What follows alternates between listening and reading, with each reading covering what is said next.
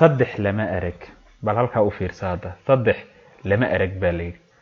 waaye bakayle tallaabsanaya lama arag haddaad u fiirsato bakaylaha oo ka mid a xawayaanka yar duurjoogta yaryar dad kolley inay garanayaan baan filaynaa intooda u badani bakayle waa duurjoogta yar xoolaha duurjoogtana naqan kuwa ugu yar buu ka mid yahay mar allaaliya markuu soconayo labada lugooda horena mar buu wada qaadaa labada dambena wada qaadaa macnaha inuu isku dafran yahay aad moodaa socodkiisu waa bood weligii lama arag baa layidhi waaye bakaylo tallaabsanaya lama arag bari ciyi ahna lama arag bari ciyi ah lama arag kelmadda ciyi waxay ku timiday waa horta kelmaddani waa kelmad weyn waxaa loo isticmaali jiray soomaalidu dhaqan baynu lahayn dhaqankaasi wuxuu ahaa marka cid la soo riyeynayo ama cid la casuumayo ama reere ay ducaysanayaan ay maaragtay wax ka sharaysanayaan waxaa jirayay cunto la isa siiyo oo wakti lahayd wakti go-an oo cayiman lahayd deriskana la siin jiray kastoo waayadan dambe waxaa la idhaahdo yaroo deg deg madan ayaa loo dhiibaa waa ka la idhaahdo ciyigii waa ka beriyey ninkii cunay baa ka liita heesay qaado khadaro daahir ciid ayay ku jirtaa mahmaahna waa ay noqotay marka bari ciyi ahna lama arag waay teena labaad balaayo labaqada lama arag baa layidhi halkaa aan idhaahno qodobkeena saddexaade balaayo labaqadana lama arag sideena loogu arag waxaa la idhahdaa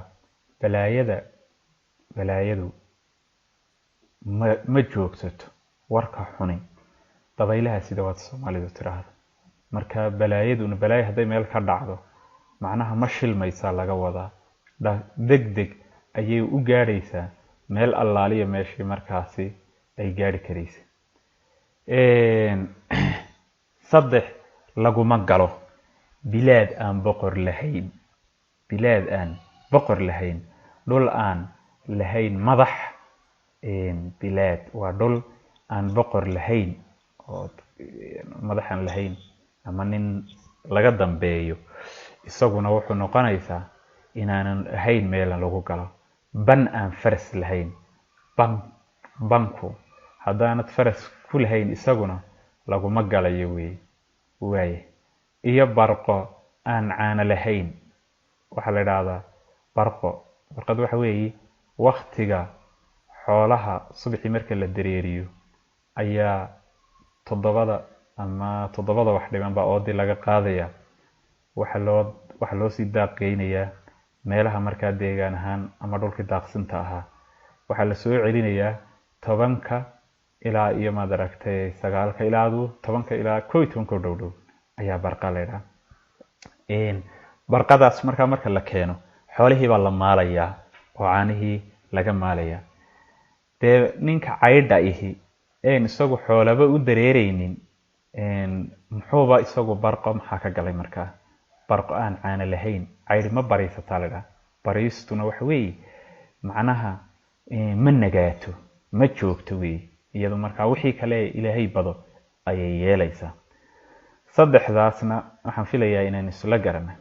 waaye saddex lama yeelo wado lama dego lama yeelo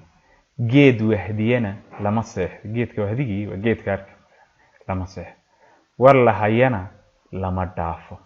saddexdaasina waa saddex lama yeelo waaye taladu weli waxaynu ku guda jirnaa mahmaahdeenii saddexleydiiye taladu waxa la yidhi taladu waa saddex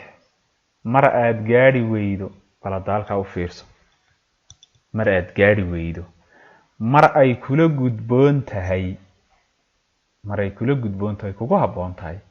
iyo mar aad garan weydo baladeeg maanta waqtigaynu ku sugannahay da'yarta waxaa jirta inay ka faa'iideysta mar walba la yidhaahdo oo waalidka macalinka cid kasta oo maaragtay wax garade lagu yidhaahdo war maanta jaaniska aad haysataay waxa weeye mid aanad berri helaynin ee ka faa'iideyso ayaa lagu dhaha. marka maamadan saddexleyda waxaan ardayda uga faa'iideysanaynaa mar aad taladu waa mar aad gaari weydo oo aad ay kaa baxsato, mar ay kula gudboon tahay iyo mar aad jaaniskii haysato oo waqtigeygii aad joogto, iyo mar aad garanba weydo, marna waa aad garan weydaa. waaya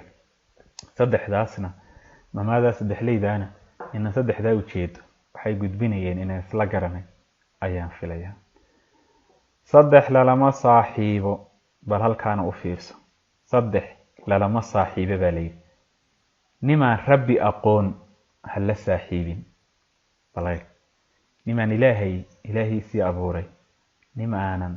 aqoonin, oon u salaadin, oon u soomin, oon ilaahay alla ka cabsi lahayn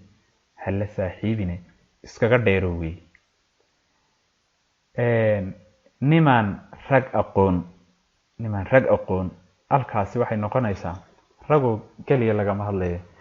waxaa la sheegayaa qofka aan dadnimo lahayn ama raganimo, rag iyo dumar wuxuu doonaba ha ahaadee. macnaheedu waxay noo gudbinaysaa waxa weeye qofka bini aadanka ah eenan garanaynin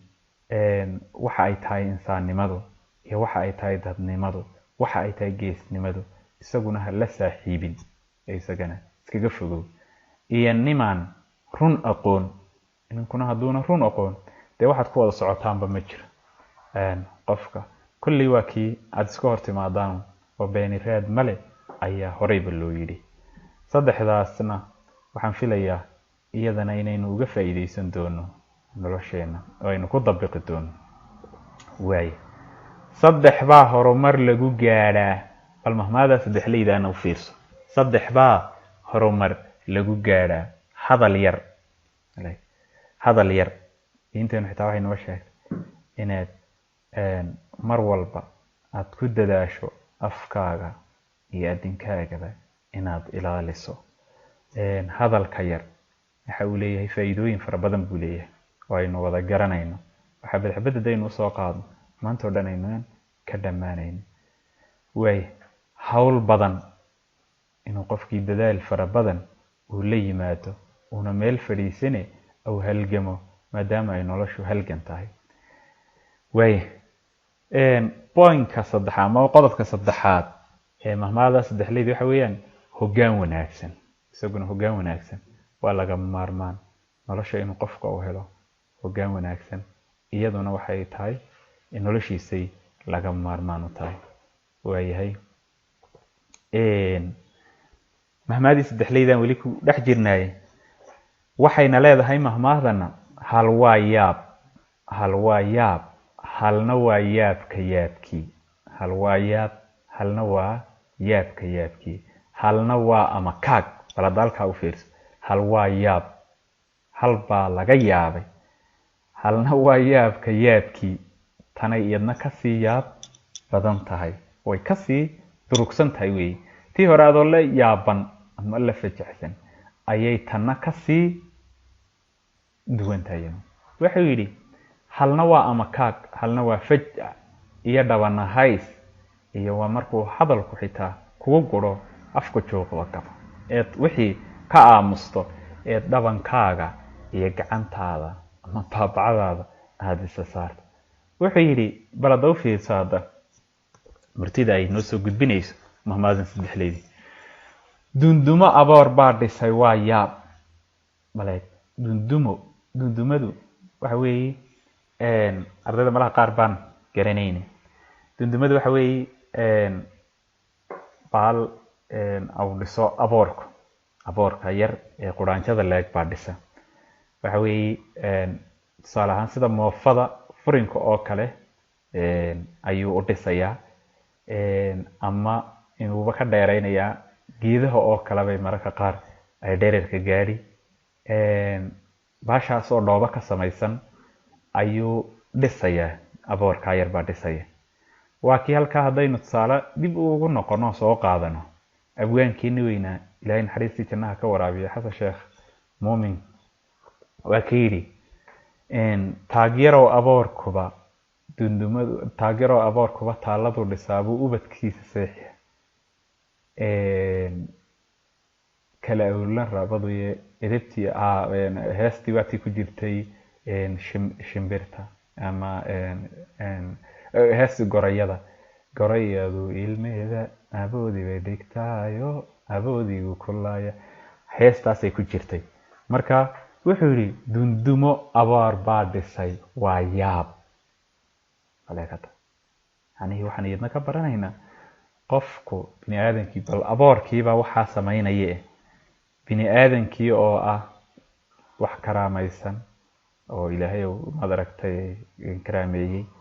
oo caqli iyo garaad la iskugu daray isagu muxuu qabsan karaa haddii uu ka faa'iidaysto oo maalinkaa maanta ah ama ma aragtay garto waajibka ka saaran nolosha wuxuu dee samayn karaa adduunyooyin kale buu isagu samayn karaa haddii uu ma aragtay sidii